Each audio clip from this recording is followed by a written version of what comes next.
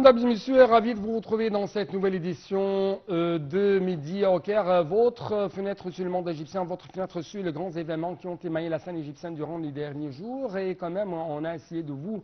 apporter presque les grands événements qui ont marqué la scène égyptienne dans plusieurs domaines. Donc, justement après cette petite pause, nous allons être ensemble dans cette nouvelle tournée dans le monde égyptien.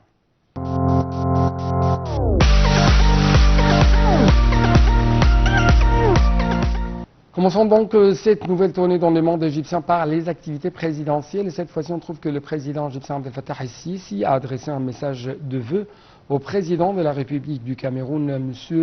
Paul Biya, à l'occasion de la fête nationale du pays.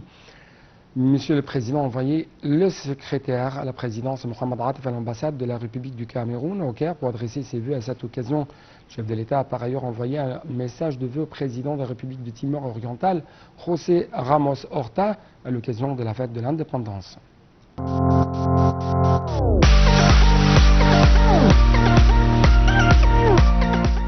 La République arabe d'Égypte a condamné dans une déclaration mise à part le ministère des Affaires étrangères avec les termes les plus forts la tentative de coup d'État échouée en République démocratique du Congo. L'Égypte affirme son soutien aux autorités légitimes du pays et sa solidarité avec le gouvernement, le peuple de la République démocratique du Congo pour parvenir à la stabilité et à la sécurité, appelant toutes les parties à respecter les règles démocratiques et constitutionnelles et à préserver les institutions de l'État et son unité.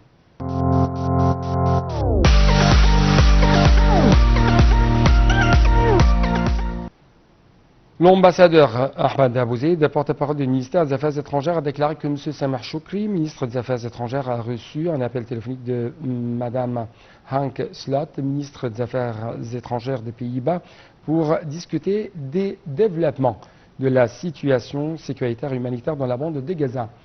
L'ambassadeur Abouzeid a expliqué que les deux ministres ont échangé leurs évaluations sur les récentes actions militaires israéliennes visant à lancer une opération dans la ville palestinienne de Rafah, partageant leurs inquiétudes quant aux conséquences humanitaires et sécuritaires de ces actions qui ne mèneraient qu'à une catastrophe humanitaire sans précédent qu'il convient d'éviter. Le ministre égyptien des Affaires étrangères a de même réaffirmé le refus catégorique de l'Égypte des politiques de déplacement des Palestiniens hors de leurs terres et de liquider la cause palestinienne. Le porte-parole du ministère des Affaires étrangères a ajouté que les ministres avaient discuté de la détérioration de la situation humanitaire de la bande de Gaza en raison de la poursuite de l'agression israélienne sur le secteur et des politiques israéliennes entravant l'entrée des aides.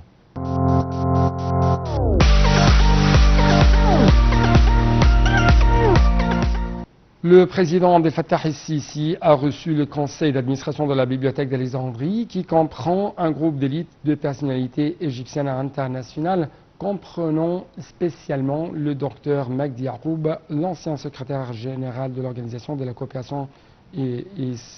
islamique OCI, le secrétaire général de l'Organisation internationale de la francophonie et d'autres hauts responsables, et ça en présence de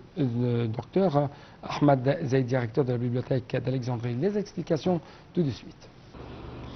Le président Abdel Fattah el-Sisi a reçu le conseil d'administration de la bibliothèque d'Alexandrie qui comprend un groupe d'élite de personnalités égyptiennes et internationales comprenant Dr Magdi Yacoub, l'ancien secrétaire général de l'Organisation de la coopération islamique, le secrétaire général de l'Organisation internationale de la francophonie, d'autres hauts responsables et en présence du Dr Ahmed Zaid, directeur de la bibliothèque d'Alexandrie.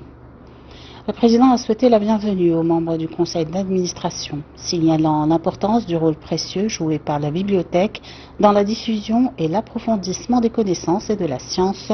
outre l'encouragement de la lecture, de la recherche et du travail culturel,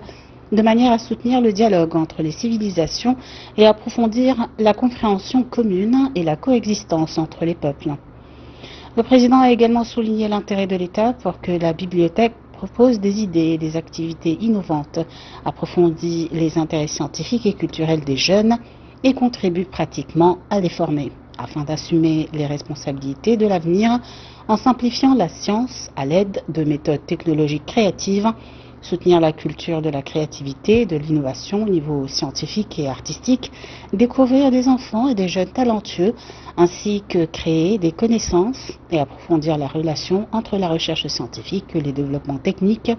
en mettant l'accent sur la consolidation de l'identité égyptienne à travers divers programmes de bibliothèques, témoignant de la volonté de l'État d'approfondir et d'apporter son plein soutien à tous les projets culturels visant des visions novatrices et efficaces pour soutenir la jeunesse et les jeunes. De leur côté, les membres du conseil d'administration ont apprécié le soutien continu qu'ils reçoivent de l'État pour garantir que la bibliothèque remplisse son rôle culturel historique, saluant l'intérêt que le président accorde personnellement au travail de la bibliothèque.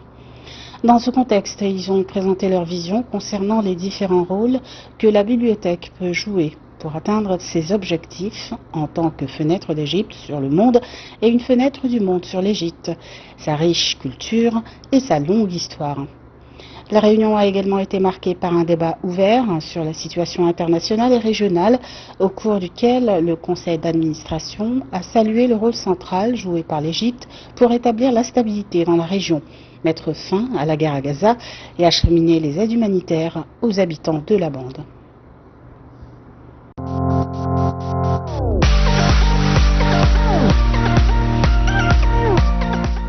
Le ministre égyptien des Affaires étrangères Samar Choukri a estimé l'importance de promouvoir et de développer les aspects économiques, commerciaux et d'investissement entre l'Égypte et la Grèce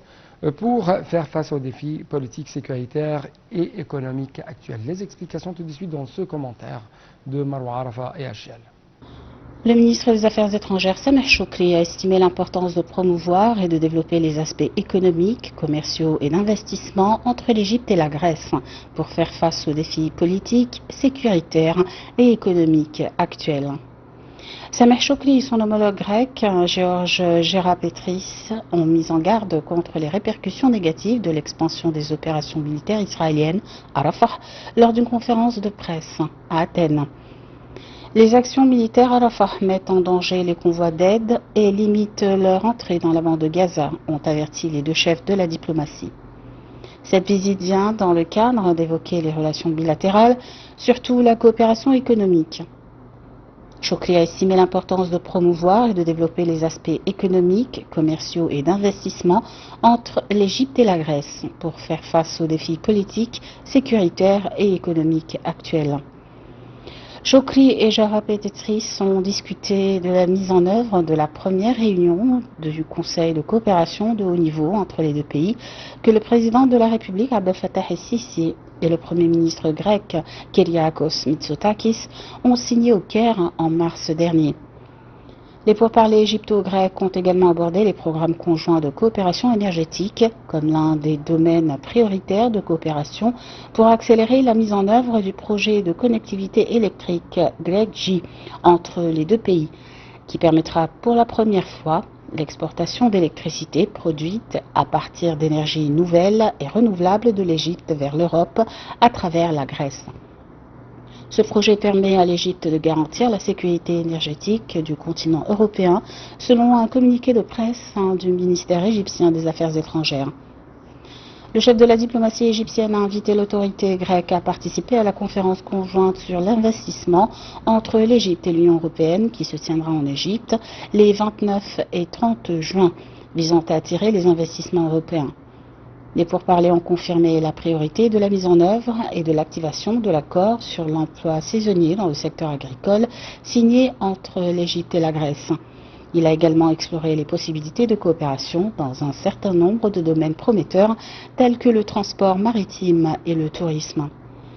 Selon le porte-parole du ministère égyptien, l'Égypte compte sur le rôle de la Grèce pour exprimer à l'Union européenne la nécessité d'un cessez-le-feu permanent et de travailler en parallèle pour faire face aux conséquences de la crise humanitaire dans la bande de Gaza.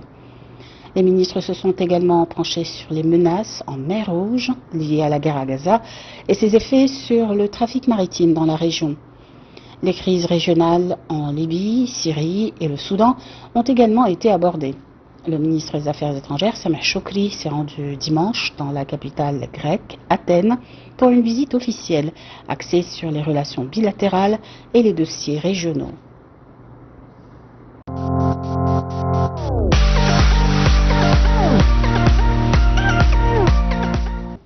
Le Premier ministre Dr Moustapha Madbouli a passé en revue les efforts déployés pour augmenter les exportations et soutenir le programme de rabat à l'exportation. Lors d'une réunion sur le programme de remboursement, Dr Madbouli a déclaré que les efforts des différents organismes étatiques devaient être consolidés pour développer les secteurs industriels dans différents domaines et fournir davantage d'incitations et de facilités dans le but d'approfondir l'industrie locale et de localiser les différentes industries et d'augmenter les exportations. Il a de même indiqué que cette réunion s'inscrivait dans le cadre du suivi périodique des systèmes de remboursement des charges à l'exportation, de manière à contribuer à l'augmentation du volume des exportations qui se traduit à son tour par une augmentation du volume de la production et de l'emploi, ainsi que par l'augmentation des recettes en devises de l'État.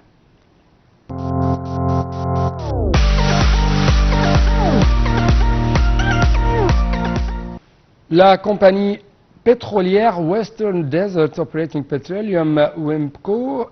qui assure en fait la gestion du terminal et des oléoducs d'Al-Hamra, a annoncé l'achèvement de la première phase de la construction d'entrepôts de stockage de produits pétroliers d'une capacité de 130 000 tonnes, dont des entrepôts de diesel et de fuel. Selon un communiqué publié mardi, une plateforme de recharge pour les véhicules transportant du carburant sera construite pour faire passer la capacité de stockage de la région à 400 000 tonnes de produits pétroliers et 9 millions de barils de brut.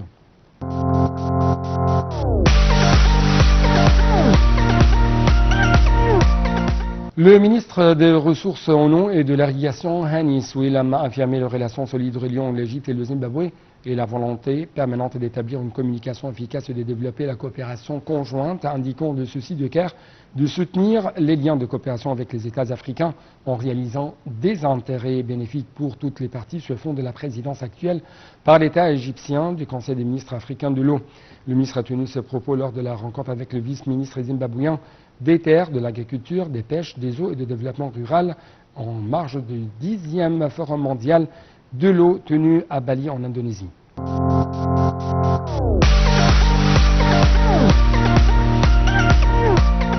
Le ministre de la Santé et de la Population, Dr Khaled Abdelghaffar, a affirmé que le citoyen serait le bénéficiaire du projet de loi sur la gestion des établissements de santé soumis aux discussions d'une manière démocratique à la Chambre des représentants. Dans des déclarations faites récemment, Dr Abdelghaffar a noté que selon la Constitution, l'État est responsable par le biais du ministère de la Santé de fournir des soins de santé de haute qualité à tous les citoyens et d'ajouter que l'État avait fourni l'assurance maladie établie depuis les années 60 à près de 69 millions de citoyens. Abdelghaffar a fait état d'une proposition de conclure très prochainement des accords avec un établissement de traitement du cancer le plus ancien en France.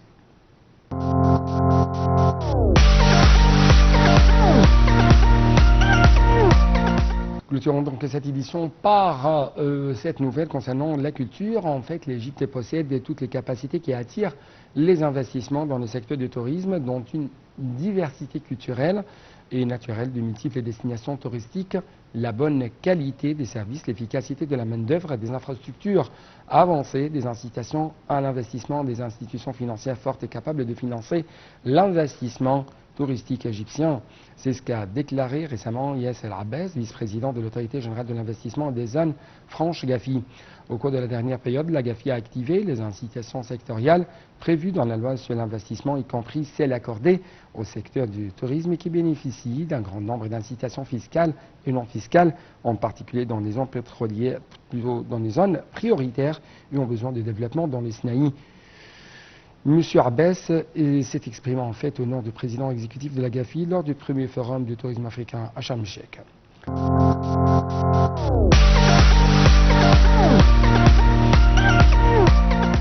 Donc, chers téléspectateurs, avec cette dernière nouvelle, nous devons clôturer cette édition de notre tournée dans le monde égyptien. Et il ne me reste que de dire merci et à la prochaine.